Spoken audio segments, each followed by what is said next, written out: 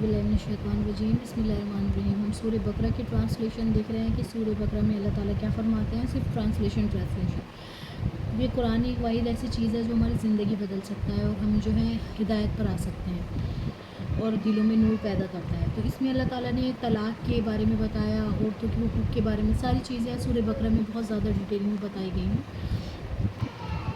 Start करते हैं 235 आयात सूरह बकरा पारा 2।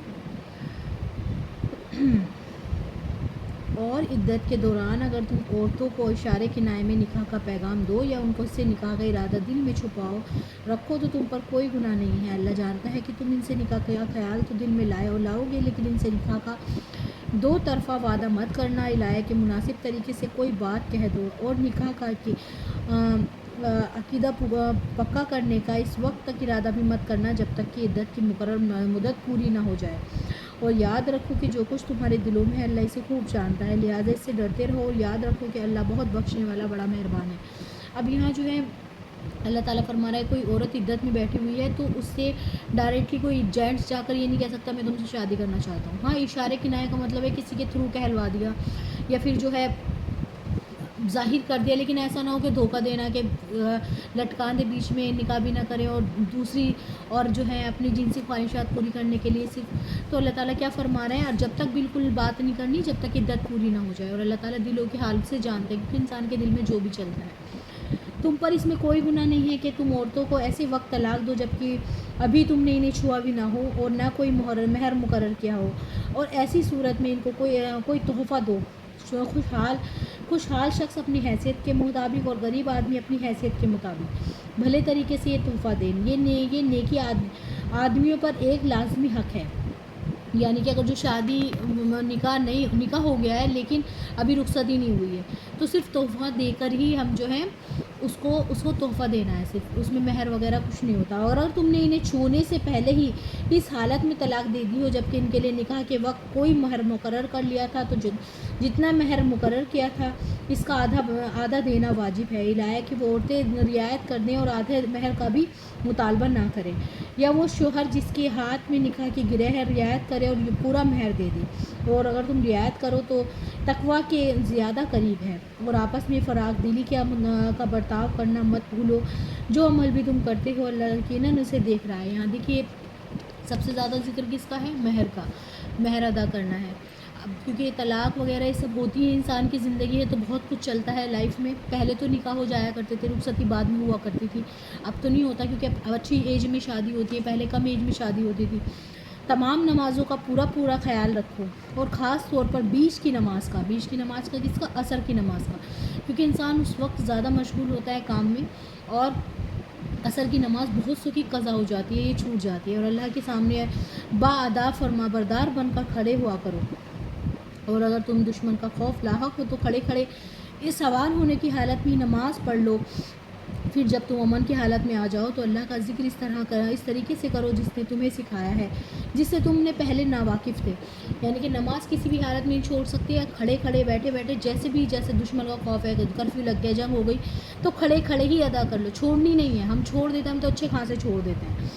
और तुम में से जो लोग वफ़ात पा जाएं और अपने पीछे बीवियां छोड़ जाएं तो अपनी बीवियों के हक़ में यह वसीयत कर जाया करें कि 1 साल तक वो तरके के नुक़फ़े वसूल करने का फ़ायदा उठाएंगी और उनको शौहर के घर से निकाला नहीं जाएगा।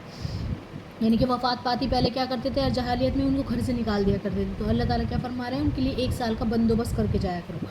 हाँ, अगर वो खुद निकल जाएं तो अपने हक़ में कायदे के मुताबिक जो कुछ भी करें इसमें तुम पर कोई गुनाह नहीं होगा। और अल्लाह साहिब इक़्तिदार भी है, साहिब हिकमत भी। और मुताल्लिक़ा औरतों का कायदे के मुताबिक फ़ायदा पहुँचाना मुत्तक़ियों पर इनका हक़ है।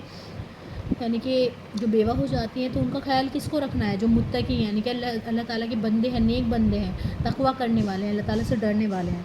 अल्लाह अपने अहकाम उसी तरह वदाहत से तुम्हारे सामने बयान करता है ताकि तुम समझदारी से काम लो। यानी कि अल्लाह ताला तुम्हें खोल कर हर बात बता रहे हैं जिससे क्या करो, तुम समझदारी से काम लो। क्या तुम्हें इन लोगों का हाल मालूम नहीं हुआ जो मौत से बचने के लिए अपने घरों से निकल आए थे और हज़ारों की तादाद में थे। चनाचे अल्लाह ने इनसे कहा मर जाओ, फिर इन्हें जिंदा किया। حقیقت یہ ہے کہ اللہ لوگوں پر بہت فضل فرمانے والا، لیکن اکثر لوگ شکر ادا نہیں کرتے. یعنی کہ بیماری وغیرہ پھیل گئی تھی تو وہاں سے لوگ بھاگ آئے تھے، تو اللہ تعالیٰ نے موت کا تو بھرا کہ ہزاروں کی تعداد میں، تو اللہ تعالیٰ نے کہا موت ان کو آ جائے تو آ گئی، پھر اللہ تعالیٰ نے ان کو دوبارہ زندہ کیا. حقیقت یہ ہے کہ اللہ لوگوں پر بہت فضل فرمانے والا ہے، لیکن اکثر لوگ شکر ادا نہیں کرتے. کیونکہ میں ٹرانسلیشن پڑھا رہی ہوں، تفسیر نہیں پڑھا رہی، اس لیے میں زیادہ ڈیٹیلنگ میں نہیں جا رہی. اور اللہ کے راستے میں جنگ کرو اور یقین رکھو کہ اللہ خوب سننے والا، خوب جاننے والا ہے. کون ہے جو اللہ کو اچھی طریقے سے قرض دے؟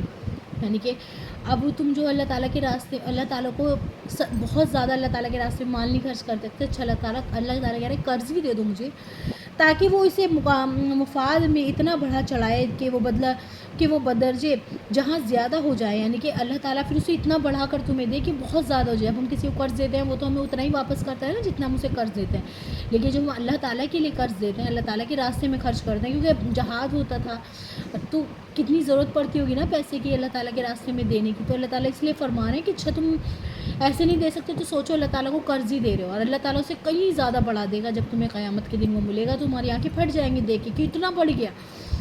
اور اللہ ہی تنگی پیدا کرتا ہے اور وہی وسعت پیدا کرتا ہے. یعنی کہ تنگی بھی اللہ تعالیٰ ہی دیتا ہے اور وسعت بھی، اور اسی کی طرف تم سب کو لوٹایا جائے گا. یعنی کہ ایک دن ایسا آئے گا تم سب اللہ تعالیٰ کی طرف لوٹو گے. کیا تمہیں بنی اسرائیل کے گروہ کے پاس کے واقعہ کا علم نہیں ہے؟ ہوا جب انہوں نے اپنے ایک نبی سے کہا تھا کہ ہمارا ایک بادشاہ مقرر کرا دیجئے.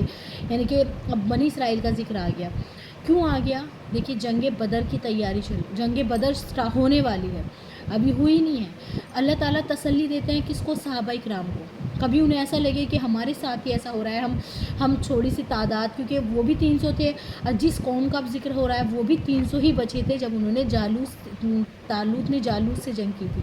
اس لیے کہ ان کی حوصلہ افزائی ہو کہ جب وہ اللہ تعالیٰ کا کام کر سکتے ہیں تو ہم بھی کر سکتے ہیں. کیا تمہیں بنی اسرائیل کے گروہ کے اس واقعے کا علم نہیں جو اب انہوں نے اپنے ایک نبی سے کہا تھا کہ ہمارا ایک بادشاہ مقرر کر دیجئے تاکہ ہم اس کے جھنڈے تلے ہم اللہ کے راستے میں جنگ کر سکیں. اب دیکھیے نبی سے کہہ رہے ہیں بادشاہ مقرر کر دیجئے، جبکہ نبی جب ہوتے ہیں تو بس نبی کے بعد کسی کی ضرورت نہیں ہوتی، لیکن وہ بنی اسرائیل ایسے تھے کہ ان کو نبی کے بعد بھی بادشاہ کی ضرورت تھی. نبی نے کہا کیا تم لوگوں سے یہ بات کچھ بعید ہے کہ جب تم پر جنگ فرض کر دی جائے تو تم نہ لڑو؟ یعنی کہ نبی نے کیا کہا اس ٹائم؟ یہاں قرآن میں ان کا نام نہیں بتایا لیکن ڈیٹیلنگ میں ہے، میں ڈیٹیلنگ میں نہیں جا رہی. تو یعنی کہ اگر جو جنگ تم پر فرض کر دی جائے گی صحیح میں تم لڑو گے بھی؟ انہوں نے کہا بھلا ہم کیوں نہ ہمیں کیا ہو جائے گا کہ ہم اللہ کے راستے میں جنگ نہ کریں گے، حالانکہ ہمیں اپنے گھروں سے اور بچوں کے پاس سے نکال باہر کیا گیا. پھر ہوا یہ کہ جب ان پر جنگ فرض کر دی گئی تو ان میں سے تھوڑے لوگوں کو چھوڑ کر باقی سب پیٹ پھیر گئے، اور اللہ ظالموں کو خوب جانتا ہے. اب دیکھیے اب اس سے ان کا مقصد پتہ چل گیا کہ وہ جنگ اللہ تعالیٰ کے لیے نہیں لڑنا چاہ رہے تھے، اس لیے لڑنا چاہ رہے تھے کہ ان سے ان کا گھر چھن گیا تھا، ان سے ان کے بچے چھن گئے تھے. اور ان کے نبی نے ان سے کہا کہ اللہ نے تمہارے لیے طالوت کو بادشاہ بنا کر بھیجا ہے. اب ان سے اللہ تعالیٰ، اب وہ کیونکہ بادشاہ کی فرمائش کر رہے تھے تو ان سے کہا بنی اسرائیل سے کہ اللہ تعالیٰ نے تمہارے لیے طالوت کو بادشاہ بنا دیا ہے. کہنے لگے بھلا اس کو بادشاہت کہاں سے آ گیا؟ ہم اس کے مقابلے میں بادشاہ کی زیادہ مستحق ہیں. یعنی کہ اب جب طالوت علیہ السلام کو اللہ تعالیٰ نے بادشاہ بنا دیا تو کیا کہنے لگے ان کو کیسے بادشاہ بنا دیا؟ ہم زیادہ پاورفل ہیں، ہم زیادہ امیر ہیں، یہ تو غریب لڑکا ہے، اس کو کیسے اللہ تعالیٰ نے بادشاہ بنا دیا؟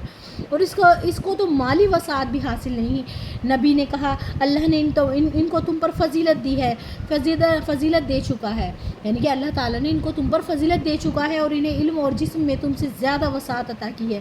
یعنی کہ اللہ تعالیٰ نے یہاں دولت کا ذکر ہی نہیں کیا، اللہ تعالیٰ جس سے راضی ہوتا ہے اس کو علم کی سمجھ دیتے ہیں، اور ان کو جسم میں بھی اللہ تعالیٰ نے طاقت دے دی ہے. اور اللہ اپنا ملک جس کو چاہتا ہے دے دیتا ہے، اور اللہ بڑے وسعت بڑے ہی رکھنے والا ہے. اور ان سے ان کے نبی نے کہا نبی نے یہ بھی کہا کہ طالوت کی بادشاہت کی علامت یہ ہے کہ تمہارے پاس وہ صندوق واپس آ جائے گا جس میں تمہارے پروردگار کی طرف سے سکینت کا سامان ہے. اور موسیٰ اور ہارون نے جو سکینت کا سامان ہے اور موسیٰ اور ہارون نے جو اشیاء چھوڑے تھے ان میں سے کچھ باقی مانند چیزیں ہیں، اسے فرشتے اٹھائے ہوئے لائیں گے، اور تم مومن ہو تو تمہارے لیے اس میں بڑی نشانی ہے. یعنی کہ وہ صندوق جس میں عصا اور موسیٰ علیہ السلام کی جو نشانیاں تھیں وہ چیزیں ہیں، اور وہ تمہارے پاس آ جائے گا. وہ کس نے چھین لیا تھا؟ جب انہیں وہاں سے نکالا گیا تھا. تو کہ وہ تمہارے پاس آ جائے گا، اور اس کی نشانی کیا ہوگی؟ اسے فرشتے اٹھائے ہوئے لائیں گے. یہ ہے طالوت علیہ السلام کی بادشاہ بننے کی نشانی. دیکھیے اللہ تعالیٰ ان کو کس قدر معجزے دکھاتا تھا، پھر بھی وہ اللہ تعالیٰ کی نافرمانی ہی کرتے تھے. چنانچہ جب طالوت لشکر کے ساتھ، اب تو پھر انہوں نے اس بات کو تسلیم کر لیا کہ چلو ٹھیک ہے اب ہم ان کو بادشاہ مانتے ہیں، کیونکہ ان کے پاس کیا آ گیا؟ صندوق آ گیا. چنانچہ جب طالوت لشکر کے ساتھ روانہ ہوا تو اس نے لشکروں والوں سے کہا کہ اللہ ایک دریا کے ذریعے تمہارا امتحان لینے والا ہے. دیکھیے اللہ تعالیٰ ٹیسٹ ضرور لیتے ہیں. جو شخص اس دریا سے پانی پیے گا میرا آدمی نہیں ہوگا، اور جو اسے نہیں چھوئے گا وہ میرا آدمی ہوگا. علاوہ کہ کوئی اپنے ہاتھ سے ایک چلو بھر لے تو کچھ حرج نہیں، یعنی کہ ایک گھونٹ لے لے تو کوئی بات نہیں. پھر وہ ہوا یہ کہ تھوڑے آدمیوں کے سوا باقی سب نے اس دریا سے خوب پانی پیا.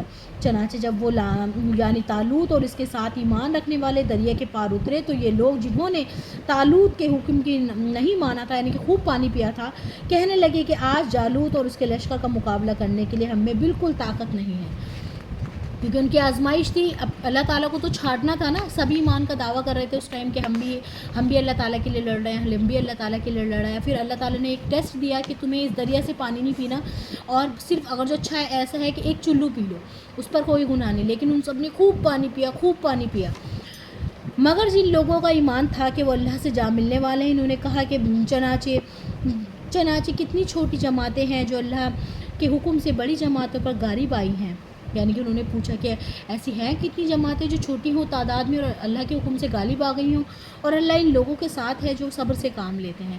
یعنی کہ اللہ تعالیٰ کس کا ساتھ دیتے ہیں؟ جو صبر سے کام لیتے ہیں. انہوں نے صبر کیا، وہ تھوڑے سے رہ گئے تھے. جیسے بدر میں 300 تھے، ایسے ہی طالوت کے ساتھ جو لشکر تھا وہ بھی 300 ہی رہ گئے تھے.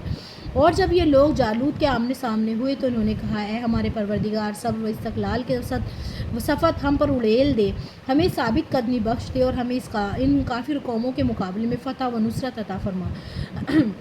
بہت پیاری دعا ہے یہ بھی. ربنا افرغ علینا صبرا وثبت اقدامنا وانصرنا علی القوم الکافرین. جب بھی ایسا ہو، جھگڑے ہو رہے ہوں یا پھر ہم کسی کے دشمن کے سامنے کھڑے ہوں، تو ہمیں اس دعا کو پڑھنا چاہیے. چنانچہ انہوں نے اللہ کے حکم سے اس جالوت کے ساتھیوں کو شکست دی، اور داؤد نے جالوت کو قتل کیا. کس نے؟ داؤد علیہ السلام نے. اور اللہ نے اس کو سلطنت اور دانائی عطا کی، اور جو علم چاہا اس کو عطا فرمایا. یعنی کہ داؤد علیہ السلام نے کس کو مارا تھا؟ جالوت کو مارا تھا. اس میں ایک نوجوان تھے، اور انہوں نے ان کے وہ نشانہ لگانے میں وہ تھے، کیونکہ جالوت جو تھا پورا کورڈ تھا، لیکن انہوں نے ایسا نشانہ لگایا کہ وہ وہیں ڈھیر ہو گیا. اگر اللہ لوگوں کو ایک دوسرے کے ذریعے دفاع نہ کرے تو زمین میں فساد پھیل جائے، لیکن اللہ تمام جہانوں پر بڑا فضل فرمانے والا ہے. یہ اللہ کی آیت ہیں جو ہم آپ کے سامنے ٹھیک ٹھیک بڑھ کر سناتے ہیں، اور آپ بے شک ان پیغمبروں میں سے ہیں جو رسول بنا کر بھیجے گئے ہیں. یعنی کہ دیکھیے ابھی قصہ اللہ تعالیٰ نے کیوں فرمایا؟ کیونکہ جنگ بدر ہونے والی ہے، جس سے صحابہ اکرام کے قلب کو تسلی ملے، اور ان کو ان کے ایمان میں مضبوطی آئے کہ ہمیں فتح مل سکتی ہے. اللہ تعالیٰ پریپیئر کر رہے ہیں ایک طریقے سے کس کو؟ صحابہ اکرام کو. یہ پیغمبر جو ہم نے مخلوق کی اصلاح کے لیے بھیجے ہیں، ان کو ہم نے ایک دوسرے پر فضیلت عطا فرمائی ہے، فضیلت عطا کی ہے. ان میں سے بعد وہ ہیں جن سے اللہ نے کلام فرمایا، کون؟ جیسے موسیٰ علیہ السلام. ان میں سے بعد کو اس نے بدر جہاں بلندی عطا کی، اور ہم نے عیسیٰ ابن مریم کو کھلی نشانیاں دی، اور روح القدس سے ان کی مدد فرمائی. اور اگر اللہ چاہتا تو ان کے بعد آنے والے لوگ اپنے پاس روشن دلائل آ جانے کے بعد آپس میں نہ لڑتے، لیکن انہوں نے خود اختلاف کیا. چنانچہ ان میں سے کچھ وہ تھے جو ایمان لائے، اور کچھ وہ ہیں جنہوں نے کفر اپنایا. اگر اللہ چاہتا تو وہ آپس میں نہ لڑتے، لیکن اللہ وہی کرتا ہے جو وہ چاہتا ہے. یعنی کہ اختلاف کب آیا؟ آپس کی ضد کی وجہ سے، آپس کی. یہاں اللہ تعالیٰ یہی فرمانا ہے کہ اللہ تعالیٰ نے تمام پیغمبر بھیجے. تل کا رسول ہویا، ہمارا 3rd پارہ اسٹارٹ ہو گیا یہاں سے. تمام رسول بھیجے، کچھ تو اللہ نے ایک کو ایک پر فضیلت دی، کسی سے اللہ تعالیٰ ہم کلام ہوئے، کسی کو اور فضیلت دی. پھر عیسیٰ علیہ السلام کا ذکر اللہ تعالیٰ نے فرمایا. پیدر پہ اللہ تعالیٰ نے نبی بھیجے. یعنی کہ اگر جو اللہ تعالیٰ چاہتے تو سب ایک ہی دین پر ہوتے، ایک ہی دین کے پیروکار ہوتے، لیکن انہوں نے اختلاف جو کیا، آپس میں اختلاف کیا. چنانچہ ان میں سے کچھ وہ تھے جو ایمان لائے، یعنی کچھ تو اللہ تعالیٰ کی، کچھ نے بات مانی، اور کچھ وہ جنہوں نے کفر اپنایا. یعنی کہ اللہ تعالیٰ 2 راستے اللہ تعالیٰ نے دکھا دیے تھے. کچھ نے تو اللہ تعالیٰ کی، کچھ لوگوں نے تو ایمان لیا، اللہ تعالیٰ کی بات مانی، نبیوں کی بات مانی، اور کچھ نے جو ہے کفر اختیار کیا. اور اللہ چاہتا تو آپس میں نہ لڑتے. اگر جو اللہ چاہتا تو نہ لڑتے، لیکن اللہ تعالیٰ نے اختیار دے رکھا ہے نا ابھی لوگوں کو اس چیز میں کہ تم مانو یا نہ مانو، لیکن اللہ وہی کرتا ہے جو وہ چاہتا ہے۔ چلیے یہیں تک رہنے دیتے ہیں، انشاءاللہ پھر ہم اس کو مکمل کر دیں گے۔ اللہ تعالیٰ ہم نے جو پڑھا ہے سمجھا ہے اسے قبول فرما لیجیے، اور ہمارے گناہوں کو ہماری غلطیوں کو معاف فرما دیجیے، اور ہمیں جو ہے بہترین دین کی سمجھ عطا فرمائیے۔ وآخر دعوانا ان الحمد للہ رب العالمین برحمتک یا ارحم الراحمین۔ سمیعنا وأطعنا غفرانک ربنا وإلیک المصیر۔ ربنا تقبل منا انک انت السمیع العلیم۔ اللہ حافظ۔